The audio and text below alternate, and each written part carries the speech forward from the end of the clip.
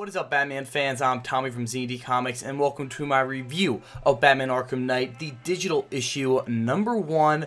Let's get into my review. The comic starts out directly, actually, at the end of Batman Arkham City. We get to see Batman walking out holding the Joker, throwing him on the police mobile or a police car, which we didn't get to see in Arkham City. That's exactly what he did, and this is in continuity, by the way.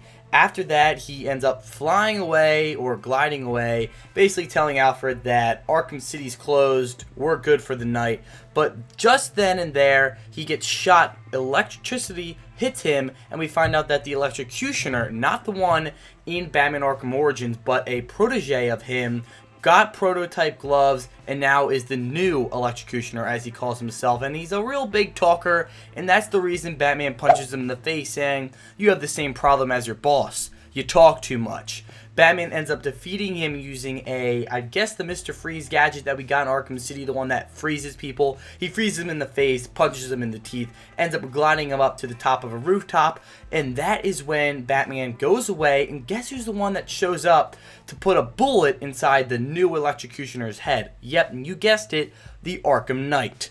Just then, we get to see Batman wake up in the morning talking to Alfred, and basically Alfred's trying to convince him, and he has a lot of good points saying, you know what, I think you should hang up the cowl as Batman. You started this because of your parents, and they died, and you did enough to give back to the city. Alfred's just saying he should take a break, and instead of making the city and his parents proud, he should make himself proud. Because this world not only needs Batman, but they also need Bruce Wayne. And I feel like this is going to be a recurring theme throughout this digital series. The issue ends at the Gotham City morgue, where we get to see forensic analysis checking the Joker's body. There are two of them exactly. And the girl forensic analysis cuts, I think, like a Y-shaped, whatever you call it if you're like a morgue person, opens the body of Joker and realizes that there's actually a fake covering of skin covering his body, and what she uncovered was a flash drive. Next thing you know it, the two forensic analysts are dying, literally dying of laughter on the ground because that little chip, that little whatever was in his body, released the Joker toxin. So that was a pretty cool ending. I mean, the Joker's still wreaking havoc on Gotham even after his own death. That was the first issue of Batman Arkham Knight for you. Then we get into my analysis. So let's start out by an Easter egg I noticed. The Joker is immortal. It literally says it on the billboard when Batman's carrying out the Joker in like the first few panels. Now, I don't know if that's exactly what it said at the end of Batman Arkham City. I'm pretty sure it's not, but we got to see it there. And now what the Easter egg part about that is that the Joker is actually immortal. Like, you're probably bugging out right now. In the comic books today, in Batman Endgame, which is a new series, the new 52 Joker is immortal. Like, he's immortal. He can't die. That might blow your mind right now because the Futures End, if you're reading comic books and you're really into DC, you know that Futures End also has the Joker, which is confusing and really stupid. So throw out Futures End in the trash and think about what's going on in the Batman comic today. The Joker is immortal, and it's kind of ironic that we're getting this comic where the Joker's literally dead and above him is a sign saying the Joker is immortal.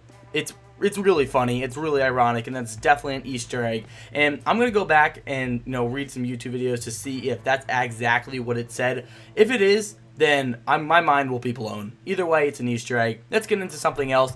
The Arkham Knight appeared in this issue, and you're probably like, oh sweet, cool, Arkham Knight comic, the Arkham Knight's in it. What's weird about that is that the Arkham Knight is in it, and he seemed so casual in like Arkham City, and this is literally the same day as the Arkham City game took place. When you were playing that game, the Arkham Knight was maybe even watching you. Like, he was alive and he was in Gotham City.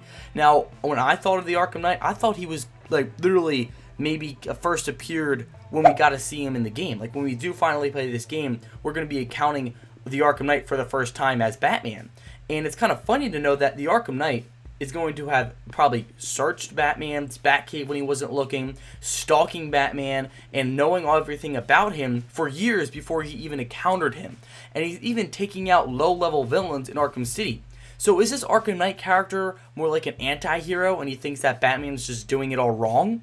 We don't really know the motive behind it yet, but we got to see him in this issue. So it was pretty awesome to know that the Arkham Knight has been there in the Arkhamverse for so long. Another thing I liked about this issue is that we got a direct connection to Arkham Origins. They talked about the Electrocutioner, they talked about how he died and everything like that. They literally mentioned everything right there. So that was a direct connection to Arkham Origins. They probably purposely threw that in there for us, saying, yep guys, the games are all connected, don't worry, it's all good. So there you go. Everything is connected. We kind of already knew that, but it was nice to finally see Batman after the events of Arkham Origins mentioning Arkham Origins, like the Electrocutioner, for instance, is what we got in this comic book. As far as the rest of the issue goes, the art was pretty damn good. I could go for a little bit more of a darker tone. I felt like it was kind of bright, and because this Batman Arkham Knight game is going to be rated M, it's going to be super dark, I would expect the comic book to be a little bit darker, sort of like the Gotham by Midnight comic that's coming up in the New 52. I'm reading that currently,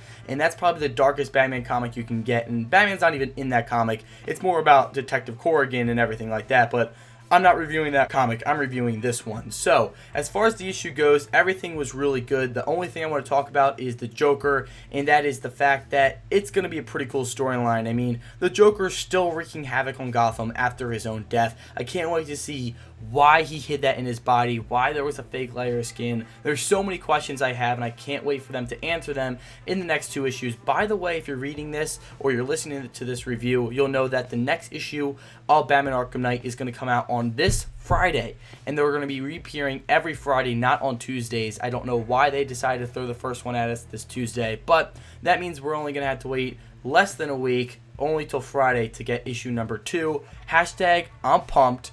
Okay, it's that time of the day to give you my review rating scale. Okay, if you're a fan of Comic Book Cast, yeah, I know I copied their idea, but like, deal with it. I don't really care. It's a pretty generic idea. It's just the layout looks the same. Anyway, I give this issue an 8.5 out of 10.